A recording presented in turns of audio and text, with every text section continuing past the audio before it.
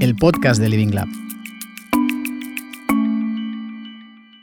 Hola a todos y a todas, bienvenidos a un episodio de Living Lab de Ferrer.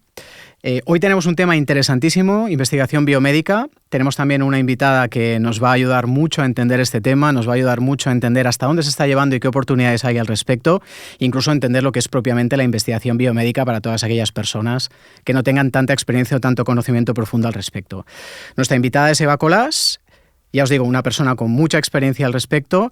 Básicamente, para que tengáis algo de perspectiva y algo de información sobre quién es Eva, es directora científica en MIMARC y también investigadora principal del Instituto de Investigación del Vall d'Hebron. Experiencia súper interesante, tanto, Eva, bienvenida, por la parte de investigadora, sí, como por la parte también de estar colaborando con Vall d'Hebron, ¿no? Y estar avanzando en todo este tipo de proyectos. Entonces, nos interesará mucho durante la charla que vamos a mantener poder entender cuál es tu experiencia, hasta dónde la estás llevando, qué retos estáis encontrando y cómo está ayudando esto a las personas, porque en este podcast tenemos siempre la intención de colocar digamos que a los pacientes en el centro y poder entender cómo la comunidad, ¿no?, puede trabajar de una manera cohesionada para buscar soluciones y hacer avanzar todo lo que es el colectivo de los diferentes stakeholders. O sea que súper bienvenida y un placer estar contigo. Antes de entrar de lleno en la conversación y los temas, digamos, más profundos de investigación biomédica, me encantaría, porque lo hacemos con todos nuestros invitados, hacerte unas preguntas para que te conozcan mejor más allá de tu perfil profesional. Entonces, si aceptas el reto, te lanzo algunas preguntas así a bote pronto. Venga. Cuando tomas notas, ¿lo haces en papel, lo haces en ordenador, lo haces en tablet? ¿Dónde tomas notas? Lo hago en ordenador. ¿Sí? ¿Por algún motivo especial? Llevo mi ordenador como si fuera mi hijo, quiero decir, todo el día encima. Y ahora ya no hay reunión que no se presente, que abro el ordenador y tomo notas por un tema de efectividad. Así ya tengo luego todo guardado y no tengo que traspasar nada, las notas las pierdo, soy un desastre. Fantástico. Tienes que hablar con alguien, tienes que contactar con alguien. ¿Qué utilizas, WhatsApp o llamas por teléfono? Si es familia, llamada larga.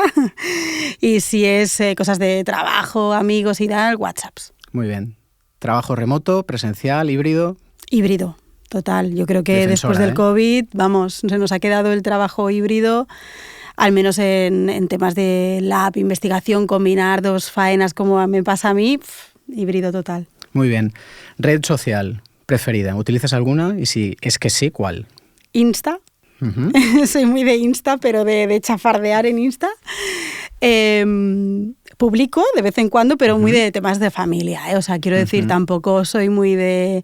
No llevo la ciencia dentro de las redes sociales lo bien que me gustaría, ¿no? Porque creo que es importante y admiro a la gente que lo hace, pero yo soy más de chafardeo y pasar el rato con el Insta. Fantástico. Y, oye, 3 objetos que tengas en tu escritorio, alrededor tuyo cuando estás trabajando. 3 objetos... Si son 3 o son 2, los que tengas ahí como feticho que siempre te acompañen. Un rotulador rosa. Muy bien. Me encanta rosa. Tiene que ser. Sí. Un bloc de notas, por si acaso, y alguna foto. Sí, me gusta tener alguna fotillo. Muy bien, fantástico. Pues oye, hemos roto el hielo, sí, ya te conocemos un poquito más desde tu faceta incluso personal. Sí. Entonces vamos a entrar en el tema que nos ocupa hoy. Entonces, explícanos de una manera sencilla qué es la investigación biomédica. Trata de explicarnos a los que no tenemos tanta experiencia al respecto en qué consiste, qué fases lo comprenden y hasta dónde llega. Para mí la investigación biomédica, o lo que es la investigación biomédica, es la investigación que intenta abordar temas de salud, ¿no? Y dentro de la investigación biomédica, obviamente tienes investigación variada, porque tienes investigación básica que entra dentro de la biomédica, porque obviamente entender los fundamentos de las enfermedades, de las moléculas, de los procesos, es parte de contribuir a la investigación más biomédica translacional. Entonces, te diría que esa es una parte de investigación biomédica, y luego la más clásica, que se entiende como biomédica, es ya cuando tomas en contacto la enfermedad y estás haciendo una investigación más translacional, que quiere decir que ya te mueves de esa mecanística, ¿no? Y estás más intentando abordar un objetivo de trasladar al paciente, de mejorar la enfermedad desde algún punto de vista, que es lo que más se entiende como la investigación biomédica. Fantástico. Dentro de tu actividad como investigadora, también como fundadora, que al final estás con esos 2 sombreros a la vez, cuéntanos qué es MIMARC. Mimark. Mimark es una empresa spin-off que hemos fundado en 2021 que nace de todo lo que se ha hecho en esa investigación biomédica académica, ¿no? De todos esos resultados que se han ido como granito a granito de arena creando y que eran buenos resultados y que entonces se han trasladado dentro de la empresa para que Mimark consiga hacer realidad para el paciente un producto que mejore la ginecología. Específicamente en Mimark lo que hacemos es, trabajamos sobre un nuevo concepto del fluido ginecológico, de posicionar que hay información, que son marcadores, dentro de ese fluido ginecológico que podemos usar con test diagnósticos, creando soluciones innovadoras que permitan mejorar nuestro endpoint, la salud de la mujer, y específicamente las patologías ginecológicas. ¿Dónde surge todo esto? Surge de la básica, o sea, surge de realmente de estar en Vallebrón, de tener un grupo de investigación y de un grupo multidisciplinar que al final habla con ginecólogos y le cuentan sus problemas. O sea, de que los ginecólogos nos vengan a decir, es que tenemos pacientes que vienen con un sangrado vaginal anormal, del cual el 10% va a tener un cáncer de endometrio.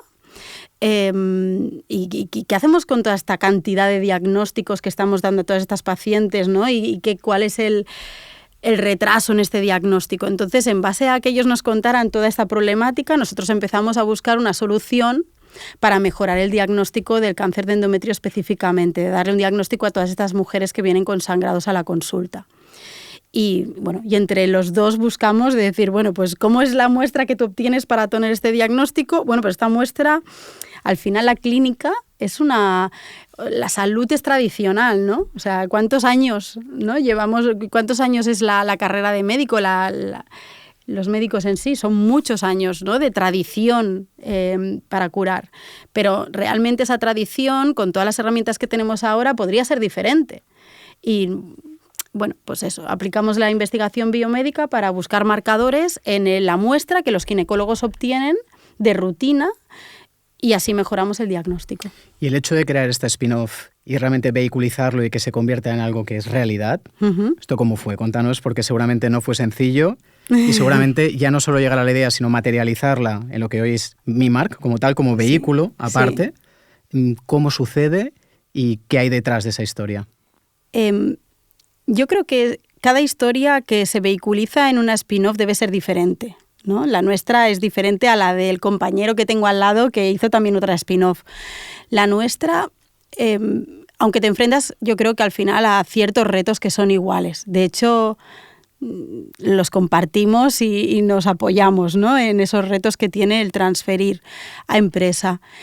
Nuestra historia es tener unos resultados prometedores, ver que avanzas en el campo de la investigación y que realmente hay marcadores, que esos marcadores son muy buenos, tienen muy buena sensibilidad y especificidad, lo cual te da una buena precisión para el diagnóstico, ver que es posible. La institución nos ayudó a meternos dentro de programas de emprendeduría, que entonces nos dieron una perspectiva brutal sobre qué se necesita para eso llevarlo a la práctica clínica, porque como investigador no tienes ese training, o sea, tú investigas, no sabes de innovar, claro. A mí, al menos ahora lo enseñan en algunas carreras, sí.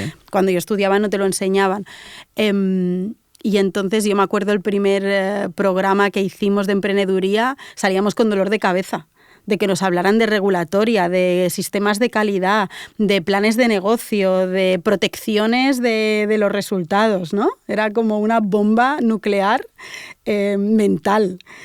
Y bueno, entonces gracias a coger toda esa información, al final vas haciendo pasitos que te van dando bueno, si esto lo quiero llevar aquí, voy a constituir empresa. No, y aparte, claro, está, como comentabas, toda la parte de aprender el management de lo que es una compañía en sí mismo, que tú dices, yo soy investigadora, sí. Y yo eso es a lo que me dedico y soy especialista en esto y soy muy buena en mi campo, pero luego gestionar una empresa y luego también acercarte a financiación, acercarte a, ¿no?, áreas de de aportación de dinero para que el proyecto siga creciendo, porque de hecho tenéis una aportación muy relevante, sí, ¿no?, de capital sí, de diferentes fondos, que también sería interesante entender cómo ha ocurrido y en qué cifras os estáis moviendo más o menos. Sí, bueno, ahora justo este año yo creo que es un año de bonanza para Mimark. Estamos muy contentos de cómo está yendo. Hemos cerrado nuestra primera ronda de 1,6 millones y nos han dado una gran europea, que es como la mayor gran que puedes tener dentro de las empresas para hacer el desarrollo de producto, que es de 2,5 millones. Uh-huh. Con lo cual, pues estamos hiper mega contentos. Desde luego, enhorabuena. Sí, gracias. Qué bueno. Bajándolo toda vuestra actividad a la aportación que puede tener, por ejemplo, para los profesionales sanitarios, ¿qué aporta concretamente vuestro trabajo y vuestra aproximación a la detección para un profesional sanitario que está enfocado dentro de las áreas que trabajáis? Aporta mejor diagnóstico. Entonces, lo que te comentaba es que de esas, te lo cuento un poquito mejor. Y es más que, en detalle, más en detalle, así lo bajamos. Estas mujeres van a la consulta ginecológica porque normalmente son mujeres posmenopáusicas, entonces de repente tienen un sangrado y este es el primer síntoma que las alerta de que tienen que ir a un ginecólogo. El tema es que solamente 1 de cada 10 va a tener cáncer, pero todas van a tener que entrar en ese proceso porque hay un posible cáncer y tienen que descartarlo los ginecólogos. Entonces, a día de hoy la rutina diagnóstica lo que hace es que cuando la paciente llega a consulta se le puede hacer una ecografía e incluso algunos ginecólogos hagan una muestra, una toma de endometrio poco invasiva. Pero esa toma de endometrio en un 30% de casos falla y tienen que ir a pruebas más invasivas, que se tienen que hacer a veces en un entorno hospitalario, con anestesia.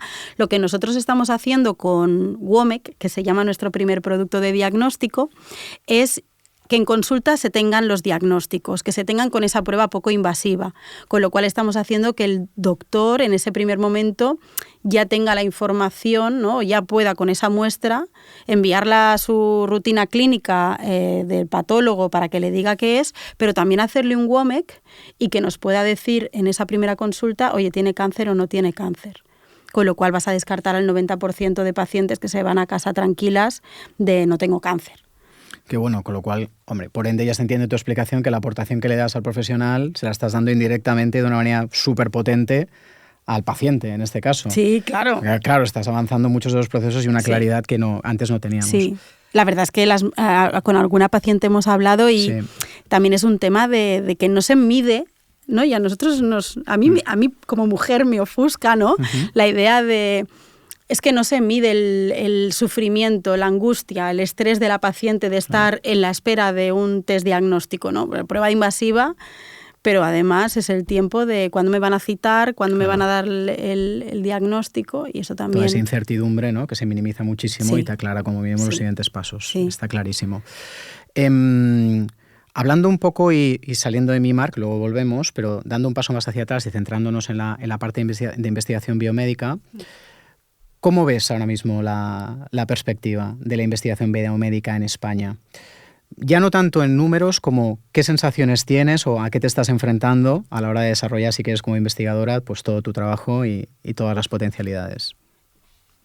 Yo te diría que la carrera investigadora y hacer investigación en España es un reto, ¿no? O sea, a nivel personal creo que es algo emocionante, por eso los que nos metemos, la verdad es que es porque te engancha, ¿no? Porque tiene ese componente de contribuir a la sociedad, de encontrar, ¿no? De hacer hallazgos que son importantes, entonces es algo que luchas contra marea. Pero sí que es verdad que cuesta, ¿no? Al final todo el mundo que estamos en la investigación sabemos que es una carrera difícil, porque que llegues a posicionarte como un grupo de investigación, tienes que enfrentarte a becas continuamente que son extremadamente difíciles de conseguir porque hay mucha competencia y porque hay pocos recursos. A financiación, una vez tienes el grupo, a solicitar financiación también es difícil. Y entonces yo creo que España está posicionada ahora mismo quizá en un momento de medio bonanza, respecto a otros años, porque nos han venido todas las ayudas de fondos europeos que han nutrido durante estos poquitos años muy bien a los proyectos de investigación y se han hecho convocatorias interesantes de incluso medicina personalizada a nivel estatal, pero sí que estamos igualmente a años luz de lo que viene siendo Europa y sobre todo Estados Unidos. Claro, porque estaba pensando, al final hay una diferencia entre estar investigando en enfermedades más minoritarias o más comunes, es decir, aquí sí que hay un eje que separa, ¿no?, una realidad de otra. Sí. Claramente. Sí, claramente. Y también en enfermedades que son life-threatening disease, perdón, pero a veces nosotros nos movemos con medio cerebro en inglés, ¿no? De que son riesgo para la vida. Sí, sí. Y enfermedades que tienen problemas diagnósticos y terapéuticos, pero que no son mortales. Nosotros tenemos en el mismo grupo cáncer de útero, el de endometrio, o cáncer de ovario, y tenemos la endometriosis afectando al 10% de la población en edad fértil y el cáncer de endometrio afectando, bueno, también a una gran importante parte. Bueno, la financiación que tenemos es muy, muy diferente. ¿Esto os ha hecho en algún momento plantearos que este proyecto no tenía sentido en España? No, eso nos ha planteado, como somos tozudos y persistentes, nos ha planteado que tienes que avanzar con pasitos ¿no? y intentando avanzar lo mínimo que puedas para poder ir haciendo lo que en otras cosas haces mucho más aceleradamente, pero no dejas el proyecto porque el reto es enorme y si llegas a una solución estás haciendo un impacto brutal, entonces no puedes dejarlo esto. Indiscutible. Perspectivas de futuro. Nos has contado cómo has llegado hasta aquí, qué está pasando hoy, cuál es la aportación que estáis haciendo, perspectivas, hacia dónde vais, qué queréis conseguir, qué tenéis encima de la mesa para seguir avanzando. Perspectivas de futuro es llegar al objetivo que nos hemos planteado. Es dentro de MiMark, dentro de Grupo al final, en MiMark. En Grupo al final trabajamos en diagnóstico en una parte, pero trabajamos en medicina de precisión y ampliamos scope. En MiMark también tenemos un scope amplio. Es mejorar la ginecología, mejorar la salud de la mujer, yendo a abordar no solamente lo que empezamos con el diagnóstico de cáncer de endometrio, sino, bueno, el fluido ginecológico te está bañando toda la cavidad. ¿Qué otras patologías ginecológicas están por solventar? Pues ahí es donde tenemos que ir a ver qué podemos sacar. Y ahora mismo estáis en el punto de conceptualización de todo esto, estáis ya avanzando, por ejemplo, en partes de, no sé si financiación o enfoque, ¿en qué fase estáis concretamente con esto? Estamos en fase de, tenemos diferentes proyectos, sí, como si fuera el pipeline de las empresas, ¿no? Tú que vienes de Pharma, y entonces en algunos ya estamos en fase de prototipo, o sea, ya viendo en el año que viene validación de producto. Qué bueno. Y en otros un poquito más inicial, asegurando marcadores en todo lo que es la parte de screening de cáncer de endometrio, que es algo que también queremos tocar, y por ejemplo, en endometriosis, por esto que te comentaba, ¿no? Más en parte de conceptualización, inicio de descubrimiento de marcadores.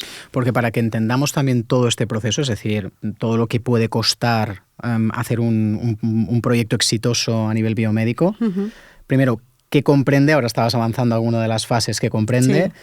Y luego, ¿dónde están los mayores retos dentro de todo ese proceso? Lo puedes enfocar como quieras, ¿eh? Es decir, retos desde un punto de vista de presupuesto, de esfuerzo, de talento. Es decir, cuéntanos un poco qué comprende un proyecto end-to-end. El proyecto en general, así muy básico, sería conceptualización de la idea, discusión de cuál es la necesidad clínica no resuelta. Entonces, en base a esto, defines cuál es el proyecto que tienes que abordar para poder resolver esa necesidad. Y a partir de allí, cuando tienes proyecto, empiezas a red de hospitales o de dónde vas a sacar las materias, por una parte, los recursos humanos, por otra parte, y los recursos financieros, por la otra. Cuando esto lo tienes, empiezas y ahí van las fases. Fases de, primero, de inicio de búsqueda de marcadores, luego te aseguras esos marcadores, que serían la verificación y validación preclínica, y luego a partir de allí lanzamos prototipos, desarrollos de prototipo, que siguiente paso ya será una validación clínica prospectiva que te da como más seguridad, ¿no? Avanzando en paralelo en acciones de valorización, pues entender cuál es el pathway regulatorio, entender qué mercado tiene esto y cómo lo vas a plantear cuando te acerques realmente para el paciente, cómo se tiene que introducir en la práctica clínica. Bueno, intentas cubrir varios aspectos. Principales puntos de dolor en todo ese proceso. O sea, si tuvieses que priorizar, todo es un dolor. Todo es un dolor. Pero si tienes que decir, bueno, es que al final la clave está aquí, o realmente donde deberíamos mejorar para poder optimizar la investigación biomédica en este país, sería en este o en este aspecto. Para mí, yo te diría que es un mito, o sea, es que la gente se cansa de oírlo, pero es una realidad, que es financiación, apoyar proyectos, pero apoyarlos bien, es decir, que tengan una continuidad, no que sean de 2 años y 50.000 euros, ¿no? Sino de realmente apoyarlos. Y equipo. Es que para mí el equipo siempre ha sido como muy fundamental, porque al final un investigador, yo sola no hago nada, ¿no? Tienes que tener todo el equipo detrás y tener un buen equipo, tenerlo comprometido, y también una de las cosas que faltan es permitir que los equipos se consoliden de alguna manera, ¿no? Por ejemplo, nosotros no tenemos figura de un clinical associate, que es muy común en Estados Unidos, ¿no? Una persona que tengas como senior staff dentro del app. En el app hay un turnover brutal porque tienes PhDs, tienes postdocs, pero como te dependes de becas, pues claro, a los 2, 3 años o 5 años, 7 años, si tienes suerte, esa persona tiene que moverse. Entonces yo creo que también esa parte de consolidación de equipo es un reto importante a nivel de país. De que mejore la estructura de los equipos científicos. De que haya un incentivo también muy claro, ¿no? Sí. De que realmente pues, se puedan consolidar equipos que realmente sean constantes y lleven un proyecto adelante. Y en la fase de productización, a nivel patentes, etcétera, ¿hay algún reto relevante o no te parece tan relevante como los que comentabas ahora? Yo creo que tienes que estar en una buena institución, ¿no? Que apoye la innovación, porque aquí también hay mucha disparidad, ¿no? Y hablas con gente que no está en centros tan punteros como yo diría que es la Vall d'Hebron, ¿no?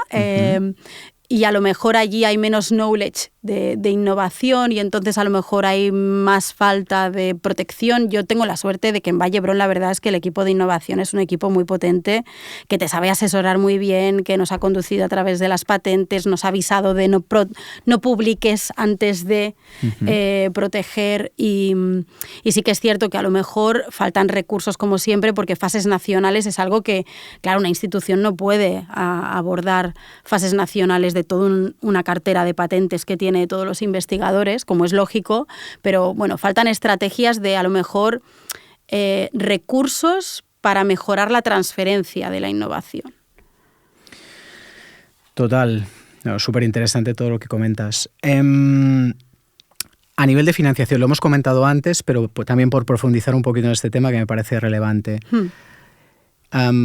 ¿Qué crees que se podría mejorar o cómo crees que se podría trabajar, si ya se está haciendo bien en algún aspecto, a nivel de financiación, para apoyar proyectos como el vuestro o como otros que puedes conocer que también están trabajando muy bien en biomedicina? Aumentar dotación es clave, ya siempre lo voy a decir, ¿no? Porque obviamente yo creo que también el generar, a lo mejor Europa lo hace bien en el sentido de que genera retos también, ¿no? Entonces tú tienes pues retos muy claros en el que encaben las enfermedades que no son más prevalentes, como tú decías, las minoritarias, ¿no? O las no life-threatening que te comentaba yo. O sea, abrir un poco el paraguas a qué queremos mejorar como país y entonces generar proyectos específicos bajo esos retos, que serían un poco líneas estratégicas que ha abierto el Ministerio, pero un poco más, no sé, te diría que abrirlos con un paraguas mejor financiado y ¿no? con más líneas de temáticas. Entonces, por entenderlo bien, está claro que hay un tema de dotación. Sí. Pero ¿crees que es un tema de financiación o es un tema también de plan estratégico y por tanto saber cómo se ponderan estas financiaciones?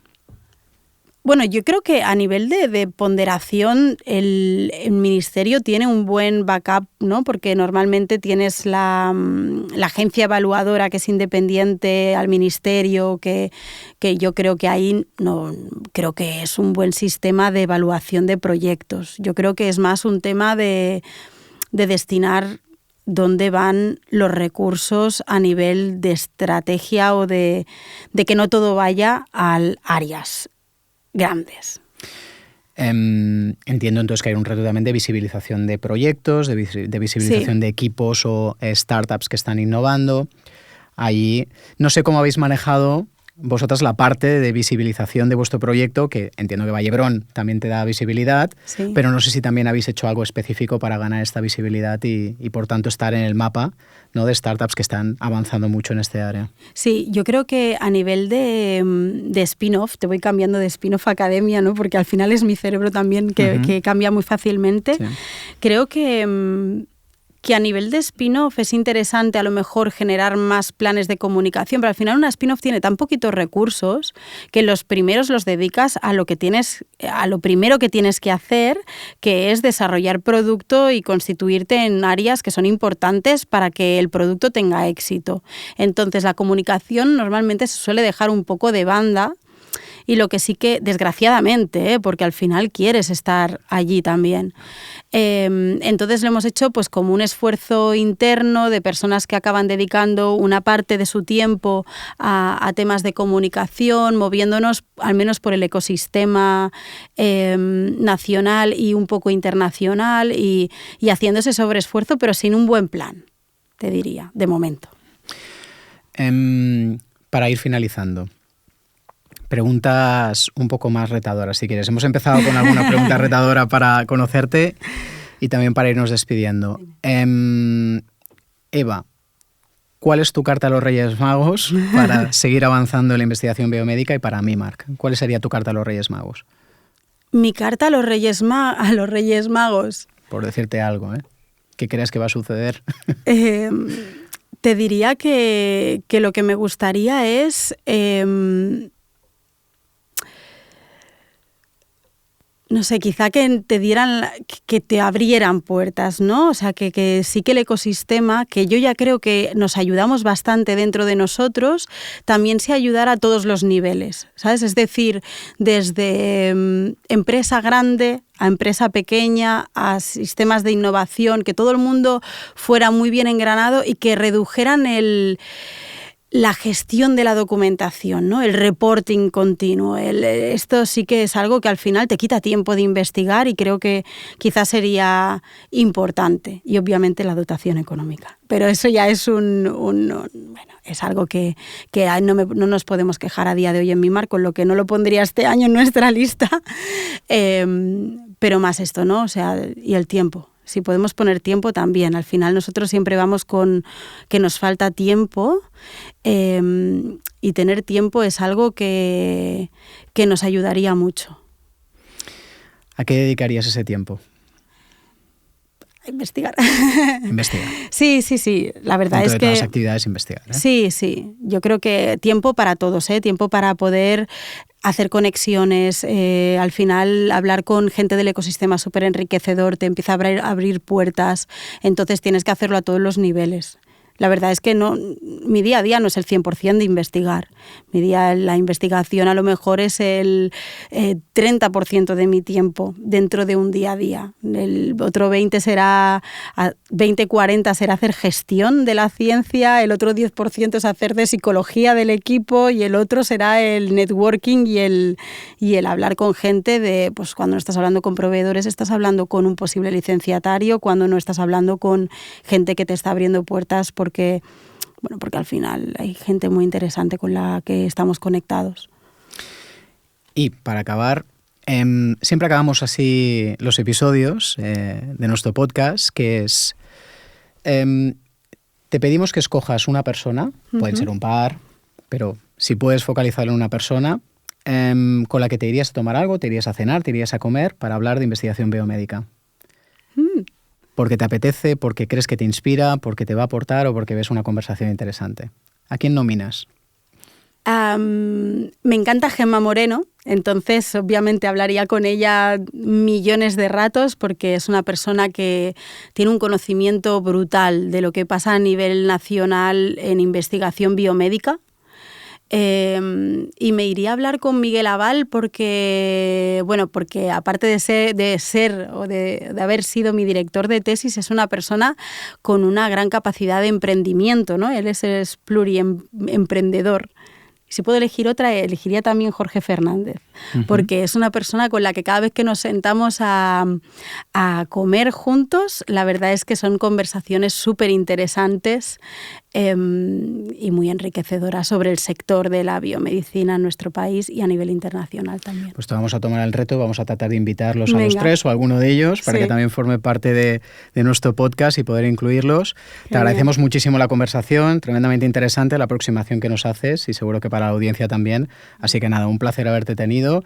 Y sin más, mil gracias a todos y a todas por haber estado con nosotros, por haber estado siguiendo este episodio y os esperamos en el siguiente. Muchas gracias.